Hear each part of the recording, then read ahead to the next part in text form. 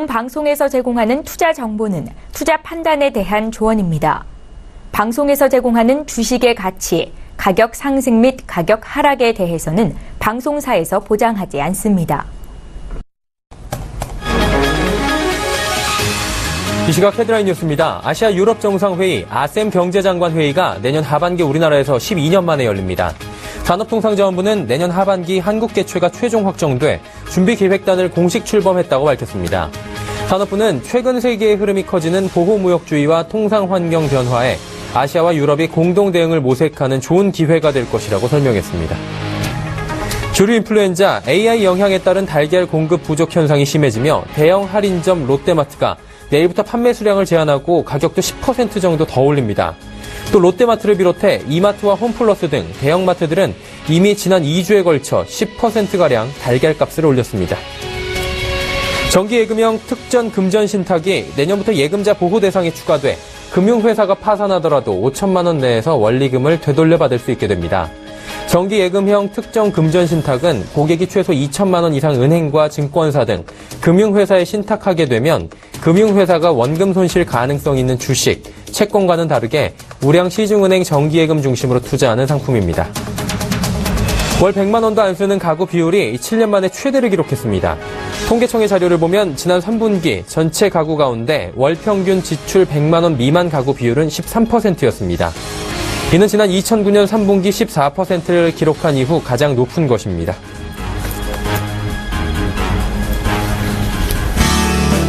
시청자 여러분 안녕하십니까. 오늘장 내일장 일부 서정덕입니다. 자, 한 주를 시작하는 월요일장입니다. 그리고 이번 주말에는 또 성탄이 예정이 돼 있습니다. 그러다 보니까 시장도 그간 대형 이벤트도 많이 끝냈고요. 불확실성도 많이 거친 상태라 연말 랠리에 대한 기대감 그리고 배당주 등에 대한 기대감이 높아진 상태입니다. 나빠 보이진 않는다는 얘기인데요. 다만 신흥국 금융시장의 부담 등이 아직까지는 조금 남아있는 상황이라 적극적으로 매수하기보다는 선별적으로 매수해라 등등의 여러 가지 조언들이 나오고 있는 상황입니다. 그 많은 조언들 오늘장 내일장 일부에서 확인해 보시길 바랍니다. 자, 먼저 코스피 지수부터 확인하시죠. 코스피 지수 지금 보합권입니다. 2042.2포인트, 0.04%만이 움직이고 있고요. 퍼센트로는 0%입니다. 그냥 보합 정도에서 지금 움직이고 있고, 코스피 지수는 오늘 하루 종일 많은 움직임이 있진 않았습니다. 그 흐름들 일중 차트로 한번 확인해 보시죠. 자, 오늘 2039포인트 약보합 출발을 했고요. 고가는 2046포인트 11시경에 지금 잡혀 있습니다. 그리고 저가는 2037포인트 장 초반에 이뤄졌고, 이후에는 보합권에서 약보합, 강보합, 보합만 지금 왔다 갔다 하면서 큰 흐름을 보이지 않고 있는 코스피입니다. 수급 주체들도 함께 확인해 볼까요? 개인이 사고 외국인이 삽니다. 그리고 기관은 팔고 있는데 외국인의 매수는 약합니다. 118억 원 정도고 개인이 오늘 좀 사네요. 714억 원 정도 삽니다. 하지만 기관이 792억 원 팔고 있는데 특히나 금융투자와 투신 쪽에서 많이 팔고 있고요. 연기금은 102억 원 정도 거래소에서 순매수를 하고 있습니다. 자, 코스닥 지수 이어서 보도록 하겠습니다. 자, 코스닥 지수는 강보합권입니다. 622.57포인트고요. 0.49포인트, 퍼센트로는 0.08% 움직이고 있습니다. 거래소와 마찬가지로 지지부진한 흐름, 잔잔한 흐름들을 보여주고 있습니다. 일중 흐름 보면서 살펴볼까요? 624포인트 강보합권으로 출발을 했습니다. 지금보다 약간 고가로 출발했고요. 장 초반에는 620포인트까지 떨어지기도 했습니다. 하지만 이후에 조금씩 올라와주기 시작하면서 보합권, 강보합권에서 지금 움직여주고 있는 상태입니다. 수급 주체들 같이 확인해 보시죠. 오늘은 개인만 삽니다. 292억 원 사고 있고요. 기관이 166억 원 순매도, 외국인이 105억 원 정도 매도하고 있고, 오늘 특징적인 건 연기금이 거래소보다도 코스닥 시장에서 매수세가 강하다는 겁니다. 코스닥 시장에서만 연기금은 159억 원 정도 순매수를 하면서 코스닥 시장을 조금 받쳐주고 있는 모습을 보여주고 있습니다.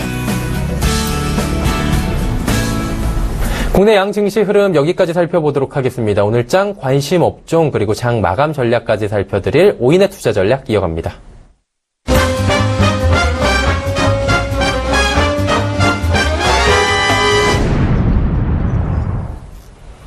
맨눈으로 시장을 살펴드립니다. 오인의 투자 전략 시간이고요. 먼저 오인은 과연 오늘 월요일장에 대해서 어떤 코멘트를 줬을지 화면으로 만나보시죠. 자, 오인의 투자 전략 지금 나오고 있습니다. 먼저 메리츠종금증권 본사 영업부의 이재우 차장입니다. 중소형주의 기회 당분간 지속된다. 지금 중소형주 랠리에 대해서 좀 낙관을 많이 하고 계신 모습이고요. 다음으로 메리츠종금증권 강남금융센터의 전희승 과장입니다. 중소형주 저가 매수 자금 주로 법인 자금으로 분석된다. IT 부품 그리고 경기 민감주와 같은 실적 개선 섹터의 트레이딩 관점이 유효한 상태다라고 또 주셨고요. 다음으로는 하나금융투자증권 원주지점의 박남열 부장입니다. 강달러 리스크 요인, 배당과 모멘텀 강한 섹터에 관심. 다만 속도 조절은 분명 간헐적으로 나올 수 있는 시점이다라고 하나 더 코멘트를 주셨네요. 다음으로 메리츠종금증권 여의도금융센터 김민수 부장입니다. 또 오늘도 짧은 코멘트입니다. 우리도 갈 수 있다. 아무래도 시장이 이제 그간 못 갔던 것들이 갈 수 있다라는 이야기신 것 같고요.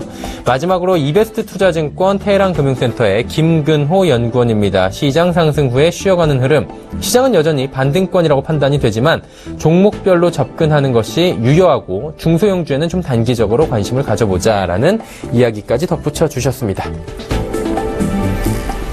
자, 오인의 투자 전략 만나보셨습니다. 이 가운데 메리츠종금증권 본사 영업부 이재우 차장 화상 연결돼 있는데요. 자세한 이야기 한번 여쭤보도록 하겠습니다. 차장 안녕하십니까? 네, 안녕하십니까. 이재입니다. 네, 오늘 장에 중소형주의 기회가 당분간 지속이 된다라고 이야기를 주셨습니다. 어떤 코멘트인지 저희가 좀 자세히 들어볼까요? 네, 이제 최근에 그 시장 자체가 이제 반등에 나서고 있죠. 뭐 특히나 이제 중소형주 움직임이 나쁘지 않은 뭐 안정적인 흐름을 보여주고 있습니다. 뭐 이러한 흐름들은 일단 좀 올라왔다고 해서 멈춘다기보다도 지금 많이 올라왔기 때문에 속도 조절은 뭐 들어갈 수는 있겠습니다만 추가적인 어떤 그 반등의 기회를 좀 더 잡아야 되지 않겠나 뭐 그런 생각을 가지고 있고요. 미국 금리 인상까지 다당이 됐죠. 뭐 그래서 불확실성 요소는 좀 제거되었다 이렇게 이제 보면 될 것으로 판단을 하고 있고요. 그래서 오늘 전체 시장은 뭐 마이너스 플러스 왔다 갔다 합니다만은 뭐 큰 어떤 변동성은 나오지 않고 있는 뭐 그런 상황이에요. 뭐 그만큼 심리는 많이 개선되었다 이렇게 봐야 되겠고요. 뭐 과매도에 따른 어떤 뭐 반성의 매수세, 이런 매수세는, 연초까지 좀 지속될 가능성이 있지 않을까. 특히나, 그동안에 과도하게 하락했던 여러 가지 악재 요인들로 인해서, 중소형주 조금 더 탄력적인 모습들을 보일 것으로 그렇게 판단을 합니다. 여러 악재로 피해를 봤던 업종과 섹터에 대한 관심, 네, 적극적으로 좀, 더 가져갈 필요가 있겠다. 이렇게 말씀드리겠습니다. 네, 그리고 오늘 관심 업종을 저희 쪽에 꼽아주셨는데, 금리 상승 피해주, 그리고 원화 강세 수혜주, 낙폭과대 중소형주라고 이야기를 전해주셨습니다. 어떤 이야기인지 조금 자세히 전해주시고요. 저희가 장 마감과 함께 살펴볼 만한 종목이 있다면 말씀해 주시죠. 네. 어쨌든 금리 인상은 됐습니다만은 내년에는 뭐 세 차례 혹은 뭐 그 이상도 예상이 나올 정도로 속도가 빨라질 것으로 예상되어져서 그래서는 뭐 이런 등락을 거듭할 가능성이 있지 않겠나 뭐 싶고 코스닥도 당연히 영향을 받을 수 있겠습니다만은 워낙 많이 빠졌죠. 뭐 그래서 낙폭이 큰 종목들 중소형주 일종의 랠리를 한번 기대를 하면서 저중심 매수 전략이 가능하겠다 이렇게 보는데 일단 그동안은 금리 상승으로 인해서 피해를 봤던 뭐 건설이라든가 증권 이런 쪽 또한 일단 지금 상황에서는 추가적인 어떤 반등을 뭐 기대해 볼 수 있는 기다려 볼 만한 뭐 그런 상황이 아닌가 뭐 이렇게 판단을 하고 있고요. 그다음에 철강이라든가 여행 음식료 차후에 이제 있을 원달러 환율 강세에 대한 어떤 수혜 기대감을 한번 가져볼 수 있겠다. 뭐 때 맞춰서 뭐 음식료라든가 여행이라든가 이런 쪽 많이 빠졌기 때문에 낙폭과대에 따른 어떤 모멘텀으로도 메리트로도 충분히 반등을 모색할 수 있을 것으로 그렇게 보여지고요. 중소형주가 최근 들어서 이제 올라가면서 특히나 이제 반도체, 뭐 OLED 여러 가지 이제 기술주들 중심으로 해가지고 반등이 탄탄한데 이런 IT 부품이라든가 혹은 낙폭이 과했던 바이오 쪽이라든가 뭐 이런 중소형주에 대한 지속적인 관심을 가질 필요가 있는데 그중에 오늘은 파인텍이라는 종목을 한번 가지고 나왔습니다. 파인텍 같은 경우는 일단은 뭐 상반기에 좀 실적이 좋지 못했는데 LCD 옆방 호전에 대한 기대 가질 수 있겠고요. 그리고 작년 말에 개발한 터치키, 이 터치키가 이제 가전제품으로 위주로 이제 사용사였는데 삼성의 어떤 세탁기라든가 또한 이제 미국 쪽의 여러 가지 제품들 이제 적용이 되고 있어서 실적은 4분기부터 개선 속도가 확 좋아질 것으로 그렇게 판단을 하고 있고요. 이 10월 달엔 차량용 제품 터치키를 개발을 해서 이것이 이제 전장 분야로까지 확대될 수 있는 어떤 기대감 또한 뭐 충분히 가져봄직한 뭐 그런 상황이다. 이렇게 보면 되겠습니다. 여기 이제 그 올해 상반기 때 세강테크를 인수를 했죠. 그래서 OLED 쪽으로 사업 진출하면서 여러 가지 그 사업 다각화와 안정성을 가질 수 있는 그런 종목으로 보여져서 동종목 한번 말씀드리도록 하겠고요. 일단 지금 이제 7,690, 7,700원 전에서 거래가 되고 있죠. 그래서 지금 현재 가격 정도면 크게 무리가 없다. 7,000원대 중반 500원 정도면은 뭐 좋겠는데, 일단 분할로 7,500원, 7,700원까지 잡는 데는 큰 무리가 없겠다. 이래 말씀드리고요. 목표가는 이제 만원까지 연초 목표가입니다. 그리고 목어 손절가 7,400원 대응하신다라면 뭐 괜찮은 성과가 나오지 않을까 그래 보이십니다. 네, 파인텍까지 이야기 들어봤습니다. 오인의 투자 전략 메리츠 종금증권 본사 영업부의 이재우 차장과 함께했습니다. 선생님 감사합니다. 네, 감사합니다.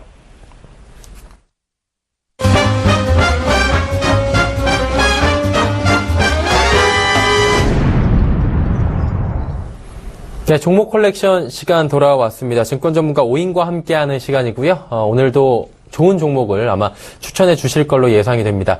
그렇다면 종목 추천 들어보기 전에 그간 어떤 종목들이 베스트 탑3에 지금 달리고 있는지 2부전부터 한번 짚어보도록 하죠. 화면 보여주세요. 자, 탑3 지금 수익률 나오고 있습니다. 3위는 대신증권 인천센터의 강종혁 대리입니다. 3,000당 제약으로 무려 19.9%의 수익률을 지금 보이고 있고요. 2위는 유한타증권 금융센터 도곡본부의 이성웅 대리입니다. SM코어로 28.3%의 높은 수익률입니다. 1위 역시 유한타증권 금융센터 도곡본부점의 이성웅 대리입니다. EST로 29.5%의 수익률을 거두고 있습니다. 네, 연말까지 훈훈하게 1, 2, 3위의 수익률이 굉장히 좋은데요. 이분께 오늘 또 여쭤보도록 하겠습니다. 유진투자증권 명동지점의 김영재 부장님 전화 연결돼 있습니다. 부장님 안녕하세요. 네, 안녕하십니까. 네, 오늘도 좋은 종목 가지고 오셨을 거라고 저희가 믿고 있는데요. 그 전에 부장님의 포트폴리오부터 확인해 볼게요. 자, 김영재 부장의 포트는 세 종목이 지금 담겨 있습니다. 먼저 이지바이오 0.8% 손실 구간이고요. SKC는 2.9%의 수익 구간입니다. 그리고 우리은행은 15.5%, 우리은행 같은 경우에 꽤 오래전부터 지금 홀딩을 하고 있는데 수익률이 다시금 지금 올라가고 있는 상황입니다.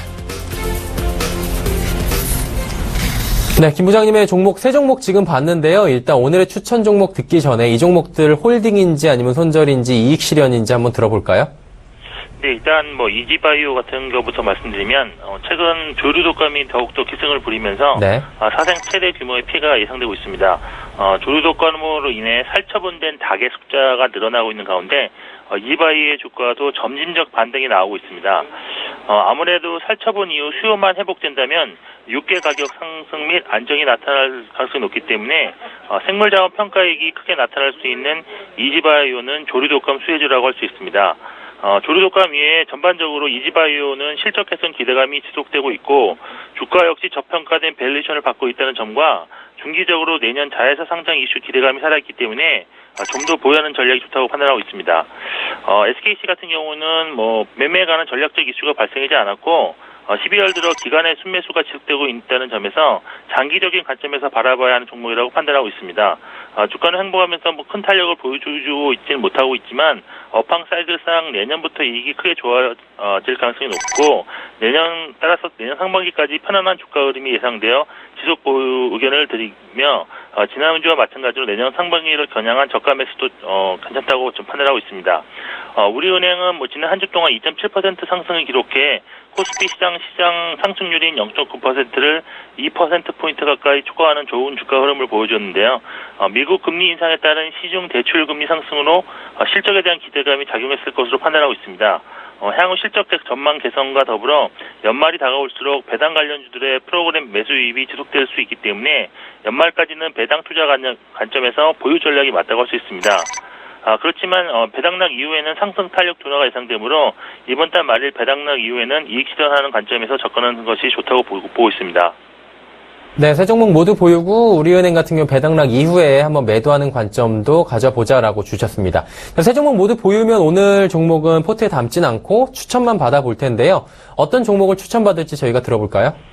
네, 오늘 준비한 종목 DMS인데요. 네. DMS는 1999년 설립된 디스플레이용 장비 제조업체로서 LCD와 OLED 관련 세정 장비와 노광 관련 장비를 제조하고 있으며 주요 고객으로는 LG 디스플레이와 BOE, CSOT 등 중국 업체들이 있으며 담당하고 있는 장비군에서는 시장 점유율이 50%를 확보하고 있는 점유율 상위 기업입니다.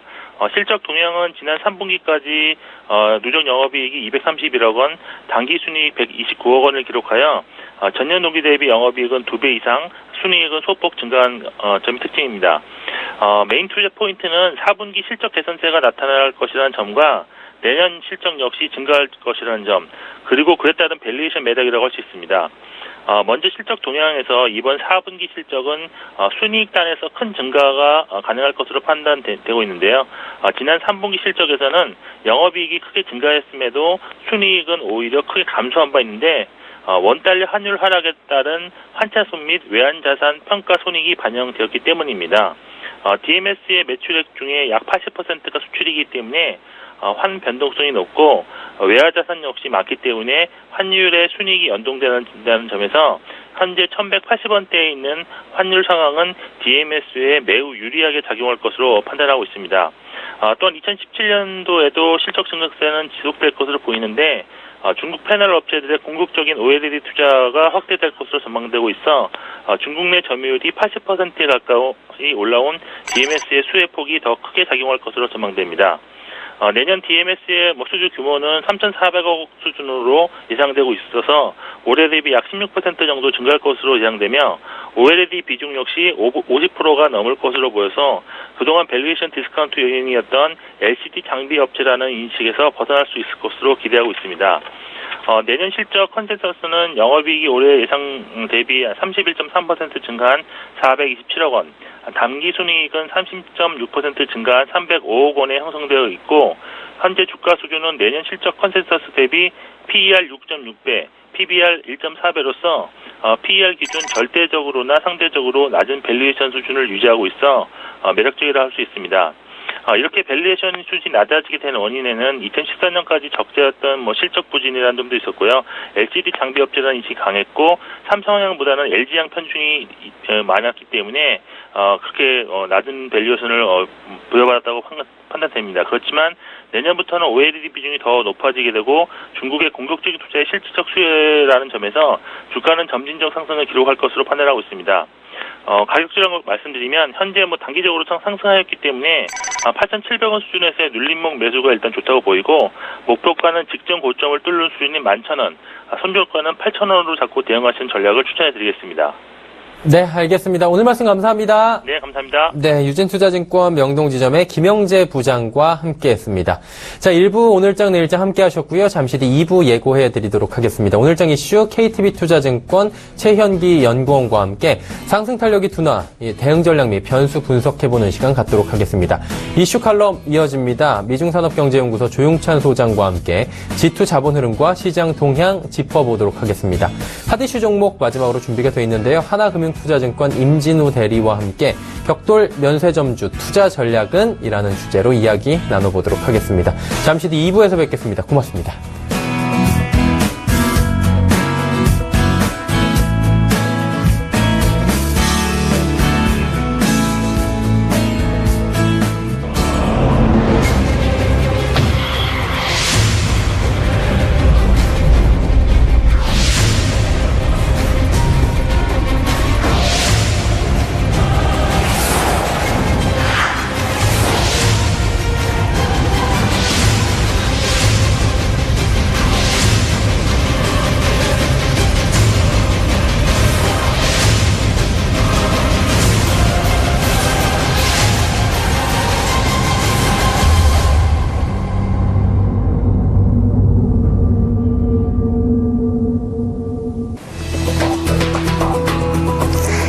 신 박혜리입니다. 해외 선물의 신은 28명의 해외 선물 트레이더들이 모여 자음을 겨루는 국내 최초의 프로그램인데요. 매일 밤 11시 트레이더들은 본인의 실제 투자금을 이용한 트레이딩을 통해 최후의 승자를 가리게 됩니다. 지난 금요일 방송된 해외 선물의 신에서는 배틀리그 8강이 종료되고 4강전 진출자들이 결정됐는데요. 그럼 금요일 배틀리그에서 두각을 드러낸 트레이더들의 자세한 수익률 현황 살펴보겠습니다. 먼저 1위는 외환영웅 공격형 트레이더가 차지했습니다. 공격 공격적인 성향만큼이나 수익금이 큰 트레이더인데요. 수익금은 2,662.25달러를 기록했습니다. 2위는 박진서 트레이더가 차지했습니다. 시장의 패러다임을 알고 한 틱도 놓치지 않는 매매를 하는 트레이더인데요. 수익금은 외환영은 공격형 트레이더와 얼마 차이 나지 않는 2,644달러를 기록했습니다. 3위는 황금연모 트레이더가 차지했습니다. 수익금은 2,575.75달러를 기록했습니다. 지금까지 배틀리그 현황 알아봤는데요. 배틀리그 외에 또 한 가지 리그가 있죠. 바로 시즌1 전체 참가자들의 누적 수익금으로 순위를 매기는 누적 수익 리그인데요. 그럼 16일 9시 30분 기준의 누적 수익 리그 상위권 트레이더들 함께 확인해 보겠습니다. 먼저 5위는 자동 매매 시스템을 통한 안정적인 트레이딩을 보여주고 있는 트레이더입니다. 황금로봇 박노주 트레이더가 7,938달러의 수익금을 기록하고 있습니다.